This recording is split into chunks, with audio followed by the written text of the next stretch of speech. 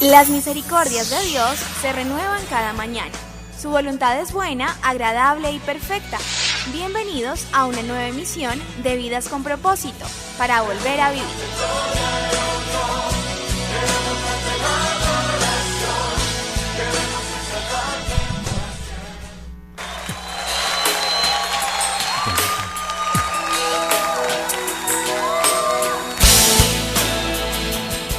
Él sana a los que tienen roto el corazón y les venda las heridas. Salmo 147. Muy buenos días, bienvenidos a Vidas con Propósito, para volver a vivir. Les habla Oscar Plata y hoy continuamos con la serie Una Palabra de Dios, basada en el Salmo 23. Tú nos creaste con un propósito. Y compartiremos la segunda parte del cuarto tema de esta serie, cómo sanar las heridas. Y hoy tenemos nuevamente a Beatriz Fuentes, líder de la comunidad Vida con Propósito, quien será la conductora de esta serie de programas. Beatriz, buenos días y bienvenida. Gracias, Oscar, buenos días y muy buenos días a nuestros oyentes de Vida con Propósito. En el programa anterior compartimos dos principios para sanar las heridas emocionales. Y el primero es: entréguele su dolor a Dios. No tomen venganza, hermanos míos, sino dejen el castigo en las manos de Dios, porque está escrito: mía es la venganza, yo pagaré, dice el Señor, en Romanos 12:19. Mira, cada vez que alguien nos causa una herida, nuestra naturaleza pecaminosa nos impulsa a tomar venganza. Pero la idea de venganza es lo que nos hace aferrarnos más a nuestro dolor. En lugar de torturarnos con la venganza, lo que debemos hacer es entregarle todo nuestro dolor a Dios. Y el segundo principio visto para sanar nuestras heridas es: permita que Jesús lo restaure. Dice el Salmo 147:3, Él sana a los que tienen roto el corazón y les venda las heridas. Dios es especialista en sanar corazones rotos, lo hace vendando sus heridas. ¿Qué vendas usa? La venda de la comunión. Por eso no se separe de la iglesia local. Usa la venda de la oración, la venda de la adoración y la venda del servicio. Estas vendas deben estar humedecidas con el aceite del perdón. Estás escuchando Vidas con Propósito, para volver a vivir. Oscar, ¿por qué es tan difícil y a veces se ve como imposible que las heridas que nos han causado puedan ser sanadas? Bueno, muy bien, Beatriz, hoy hay dos cosas que debemos tener muy presentes frente a nuestras grandes heridas. La primera es que la sanidad ocurre en dos etapas. En la primera etapa Dios nos inmoviliza, digámoslo así como cuando nos enyesan alguna extremidad. Si nos movemos nos duele. El proceso de restauración requiere que estemos quietos. Y en la segunda etapa Dios nos pone en movimiento. Esta parte resulta muy desagradable. Recuerda a las fisioterapeutas, ellos nos ponen a movernos, y por la falta de movimientos a la que estuvimos expuestos nos resulta incómodo. Asimismo lo hace Dios con nosotros. Y la enseñanza es esta: no podemos servir a Dios si estamos heridos. Pero una vez la lesión ha sido tratada, ha sido sanada, debemos servir a Dios. Lo segundo que debemos tener en cuenta para responder su pregunta, Beatriz, frente a nuestras heridas que nos han causado tanto dolor, es que toda restauración de una herida deja una cicatriz. Y frente a esta realidad tenemos dos opciones: o nos amargamos cada vez que la veamos, o nos alegramos porque el Señor ya nos sanó. Cada vez que veamos nuestras cicatrices, recordemos que el Señor ha sido muy bueno con nosotros, pues no nos dejó botados en medio del túnel. En lugar de centrarse en el dolor, debemos centrarnos o pensar en el sanador. En el programa anterior vimos dos aspectos para ser sanos de nuestras heridas, que ya lo recordamos: entréguele su dolor a Dios, y el segundo: permita que Jesús lo restaure. ¿Se requiere algo más para encontrar la sanidad completa, Oscar? Sí, algo más todavía hace falta para encontrar esa sanidad completa, como usted lo dice.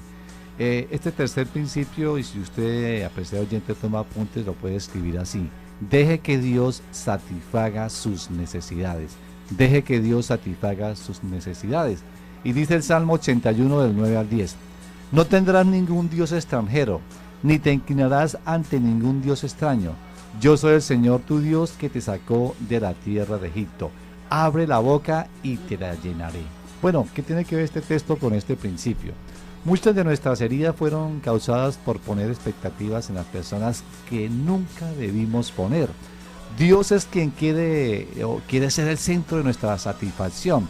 Si en lugar de Dios ponemos a otras personas, tarde o que temprano recibiremos un gran golpe en el corazón.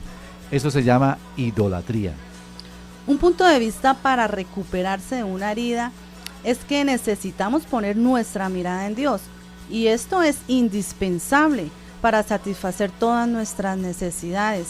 ¿Por qué es esto tan importante? La razón principal, Beatriz, es por la que salimos lastimados, es porque ponemos nuestra mirada en otras personas para que satisfagan necesidades que solo Dios puede llenar. Nadie le puede dar una seguridad total en la vida, nadie le puede dar a usted todo el amor que necesita, nadie lo puede hacer completamente feliz. Si usted espera esto de alguien, va a desilusionarse, se va a decepcionar y va a salir lastimado de cualquier relación. Dios nunca quiso que otro ser humano satisfaciera todas sus necesidades. Usted tiene necesidades que solo Dios puede suplir. Cuando espera que otras personas le suplan, va a estar resentido porque no lo pueden hacer. No pueden amar de forma incondicional las 24 horas del día. No pueden darle seguridad a las 24 horas del día. No lo pueden hacer feliz todo el día. No pueden satisfacer todas sus necesidades. No son Dios. Por otro lado, Dios puede suplir todas sus necesidades. Él nunca se cansa, nunca está de mal humor, nunca se desilusiona. Si ponemos nuestra mirada en Él, nuestra copa, como dice el Salmo 23, nuestra copa rebosará. Oscar, la conocida historia de la mujer samaritana, considero que es un ejemplo de aquellas personas que buscan en una relación sentimental llenar todas sus necesidades que solo Dios puede satisfacer. Sí, Beatriz, esta historia es un muy buen ejemplo. Cuando Jesús se encuentra con ella en el pozo de Jacob, le dice a la mujer samaritana que le dé agua y entra en un diálogo con ella. Leamos los versos 13 y 14 del Evangelio de Juan, capítulo 4. Dice: todo el que beba de esta agua volverá a tener sed, respondió Jesús, pero el que beba del agua que yo le daré no volverá a tener sed jamás, sino que dentro de él esa agua se convertirá en un manantial del que brotará vida eterna. Jesús le dice que beba de esta agua, y quien beba de esa agua, dice el Señor Jesús, no volverá a tener sed jamás. Esta mujer estaba buscando calmar la sed que solo Dios puede suplir a través de las relaciones sentimentales. Por eso es que Jesús enseguida le dice, para confrontarla y darle a entender que solo Él puede satisfacer las más profundas necesidades humanas, en el verso 16, ve a llamar a tu esposo y vuelve acá, le dijo Jesús. No tengo esposo, respondió la mujer. Bien has dicho que no tienes esposo. Es cierto que has tenido 5 y el que ahora tienes no es tu esposo. En esto has dicho la verdad. ¿Cuál es la aplicación de esta historia en cuanto a este punto donde estamos hablando que deje que Dios satisfaga sus necesidades? Como usted lo decía, Beatriz, es un buen ejemplo. Esta historia es un muy buen ejemplo de aquellas personas que buscan encontrar la plenitud de su vida en una relación afectiva, y desde luego que todos buscamos satisfacer esta necesidad de amar y ser amados. Dios nos hizo así, pero el problema radica en pensar o creer que una relación afectiva me puede satisfacer completamente. Esto es convertir a la otra persona en un Dios con minúscula. Dios nos creó con necesidades que solo Él, como le decía anteriormente, puede suplir. No comprender esto ha llevado a muchas personas a las separaciones, aún al suicidio, cuando esperamos demasiado de otros seres humanos tan carentes como nosotros. El Salmo 23:5 dice: dispones ante mí un banquete en presencia de mis enemigos. Has ungido con perfume mi cabeza, has llenado mi copa a rebosar. ¿Qué nos enseña este hermoso texto bíblico? En el verso 5 en su segunda parte que usted leyó, leemos, ha llenado, mi copa a rebosar. La imagen es que se está regando el líquido. Esto no es usual en el Medio Oriente porque allí el agua, los perfumes, los aceites y los vinos son los líquidos más preciados en esta región desértica. Así que nadie desperdicia ni una gota de estos líquidos a menos que los tenga en abundancia. Dios, como la fuente de todo bien, quiere satisfacernos de lo que necesitamos, pero no lo hará si nuestra copa, o sea, podemos decir, comparar nuestra copa con la vida, nuestra propia vida, si esa vida no la ponemos, o si le ponemos esa copa a otros para que la llenen. Dale su vida, un ejemplo sería cuando le damos nuestra vida a la familia, o esfuércese por brindarles amor, darle lo que necesitan, salir juntos, por ejemplo, a salir a comer, de vacaciones, jugar, o muchas cosas más que podemos hacer con la familia.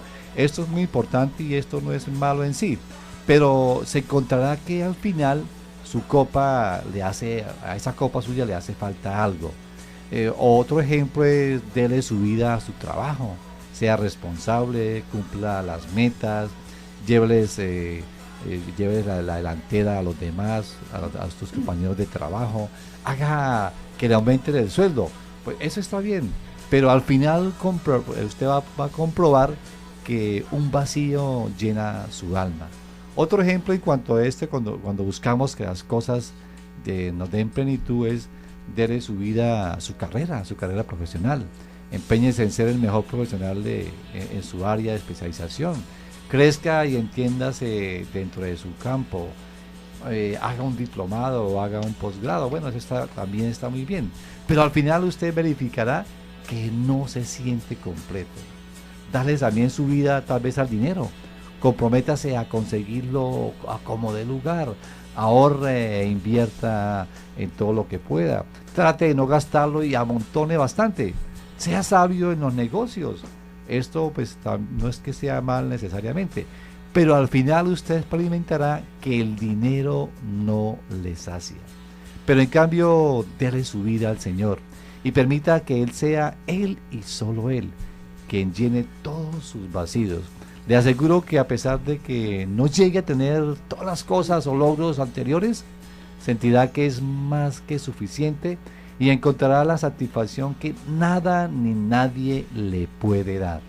Dice Jeremías 30:17, pero yo te restauraré y sanaré tus heridas, afirma el Señor, porque te han llamado la desechada, la pobre de Sión, la que a nadie le importa. Estamos en Vidas con Propósito en el dial 1020 de Radio Primavera.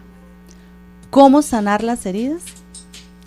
Óscar, en este tema hemos hablado varias veces sobre el resentimiento como efecto de las heridas emocionales que nos causan.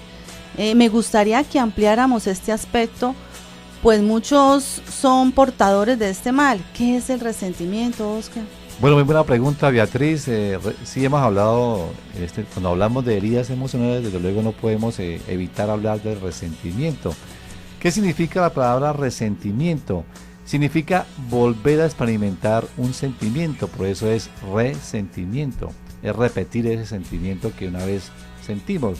Especialmente se refiere a un sentimiento doloroso, pero se entiende generalmente en el sentido de rencor, de envidia u otro odio. Frecuentemente es inconsciente y que se manifiesta en críticas, comentarios o insinuaciones que desprestigian a la persona que es sujeto del resentimiento. Este resentimiento no es otra cosa que falta de perdón. Podríamos señalar entonces que es el perdón el antídoto contra el resentimiento. Así es, Beatriz, nada podrá librarnos del resentimiento sino el perdón. Perdonar no significa olvidar o negar las cosas dolorosas ocurridas. Perdonar es la poderosa afirmación de que las cosas malas no arruinarán nuestro presente, aun cuando no hayan arruinado nuestro pasado. El perdón es un mandato establecido por Dios y es el que nos lleva a tener una vida conforme a sus propósitos. Además, es un requisito indispensable para recibir el perdón de Dios. Mateo 6:14, que es parte del famoso Padre Nuestro, dice así al finalizar: si ustedes perdonan a otros el mal que les han hecho, Dios, su Padre que está en el cielo, los perdonará a ustedes. Y dice el versículo 15: pero si ustedes no perdonan a los demás, tampoco su Padre los perdonará a ustedes. ¿Cómo sabemos que realmente hemos perdonado? Bueno, si hoy hiciéramos un examen y nos preguntaran si hemos perdonado a cada uno de nuestros familiares y otras personas por cosas que nos hayan hecho, a lo mejor todos diríamos que sí, pero la mayoría de las veces esto es solo de labios para afuera, porque si estudiamos con detenimiento la definición de resentimiento, nos daríamos cuenta de que no es así y que en nuestro corazón aún existen cosas que no nos permiten perdonar, la cual ya se ve reflejado en nuestra manera de actuar frente a las personas que nos causaron daño y nos hirieron. Recuerde que resentimiento es volver a experimentar un sentimiento. Bueno, veamos algunas actitudes que se tienen cuando no hemos perdonado. Por ejemplo, la persona que evade la presencia del otro que le causó daño, evadir su presencia a propósito. Otro ejemplo podría ser cuando tendemos a pagar con la misma moneda, tendemos a tomar venganza, así lo hagamos en forma como inconsciente.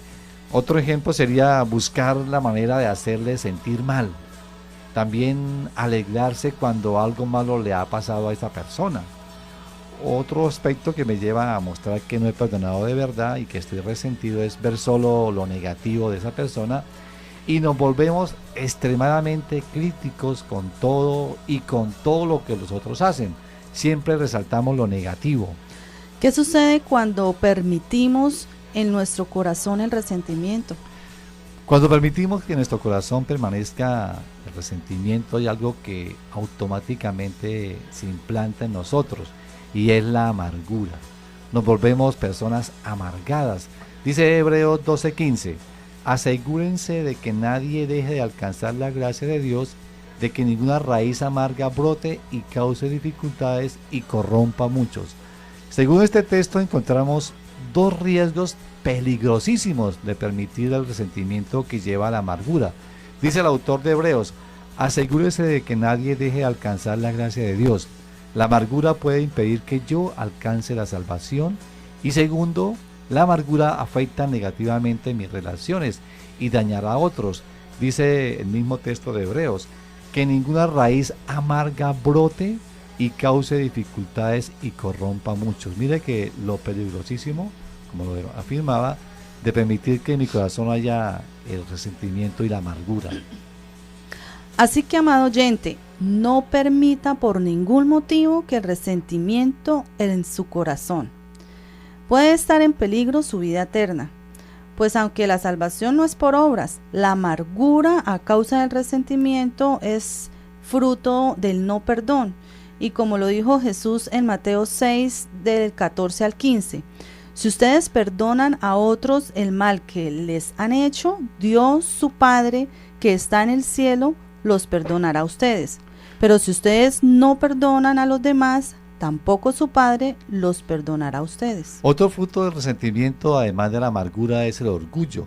La persona herida, al permitir el resentimiento, empieza a justificar sus sentimientos y se llena de un orgullo no perdonador, que en muchas ocasiones lo llevará a la venganza y a causar mayor daño en las otras personas.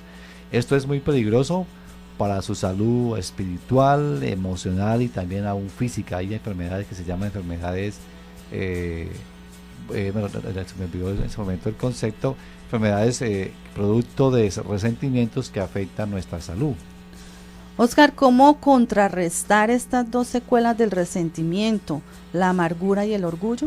Usted ya lo mencionó, la única alternativa es el perdón. ¿Qué es el perdón? Es devolver bien por mal. Así de sencillo, bueno, aunque en la práctica es muy difícil, pero no hay otra alternativa. Es la mejor alternativa, el perdón. Lo dice Romanos 12:21. No te dejes vencer por el mal. Al contrario, vence el mal con el bien. Cuando perdonamos, yo el afectado asumo la pérdida. Pero si no lo hago, o mejor, si lo hago, nunca podré perdonar. Si yo no asumo esa pérdida, realmente siempre tendré una excusa para no perdonar. Pero si si hago lo contrario, entonces podré experimentar la paz en el presente. Perdonar no significa olvidar o negar las cosas dolorosas ocurridas. Perdonar es la poderosa afirmación de que las cosas malas no arruinarán nuestro presente, aun cuando hayan arruinado nuestro pasado. Así que, apreciado oyente, yo le animo para que tome la decisión de perdonar. Nunca lo va a sentir, porque por naturaleza vamos a sentir tomar venganza. Es una decisión que debemos tomar con nuestra mente, con nuestra razón, con nuestra lógica, y a partir de ahí podremos experimentar sentimientos de paz y podemos experimentar la sanidad, que desde luego, como lo hemos visto en estos dos programas, es un proceso que demora, pero parte a partir de la decisión de perdonar. Este fin de semana, en la comunidad Vida con Propósito de las Asambleas de Dios, El próximo domingo damos inicio a una nueva serie para el mes de febrero. La iglesia como sal y luz, con el primer tema: ¿qué puede hacer las iglesias para disminuir los homicidios en Colombia? En nuestras reuniones de Piedecuesta a las 8 de la mañana, en la sede ubicada en la carrera séptima número 450, y en Bucaramanga a las 5 de la tarde en el Colegio Americano. Óscar, una breve introducción de este tema. Bueno, iniciamos una nueva serie de mes de febrero. Es una serie que tiene que ver con la labor, el propósito de la iglesia. ¿Qué puede hacer la iglesia para disminuir los homicidios? Y dentro del tema general, que es la iglesia como sal y luz. Bueno, los homicidios son un buen indicador de la condición espiritual de una sociedad. Colombia, desafortunadamente, aún tiene un número alarmante de homicidios que debe preocupar a la iglesia y al pueblo colombiano en general. Si bien Colombia alcanzó su indicador más alto de homicidios en la década de los 90, y desde el año 2002 han venido disminuyendo casi cada año, pero aún así tenemos un indicador de homicidios 4 veces más alto que el promedio mundial. Colombia es uno de los países más violentos del mundo. La iglesia del Señor Jesucristo, como sal y luz de este mundo, no solo debe, sino que puede hacer algo para disminuir este indicador de homicidios en nuestro país. Y dicho sea de paso, no es votando el plebiscito de Santos por la Paz. Es un asunto mucho más profundo que este plebiscito, y lo veremos el próximo domingo. Así es que, apreciado oyente, si usted no se congrega en ninguna iglesia, le invitamos para que nos acompañe. Es un tema para llorar literalmente, clamar a Dios y hacer algo para mitigar esta situación tan terrible y difícil. Proclamaremos tu majestad. Escuchas tu programa favorito, Vidas con Propósito. Apreciado oyente, si desea comunicarse con nosotros, llámenos al teléfono 316-404-3113. 316-404-3113. También nos puede escribir cualquier comentario a nuestro correo electrónico, comunidadvidaconpropósito@gmail.com, o en Facebook en el muro de Vidas con Propósito. Recuerde que también puede escuchar estos programas en nuestro canal en YouTube, colocando en el buscador de esta página Comunidad Vida con Propósito. Allí encontrará muchos de los temas que hemos compartido en Vidas con Propósito. Gracias por estar con nosotros y que sigan siendo muy bendecidos.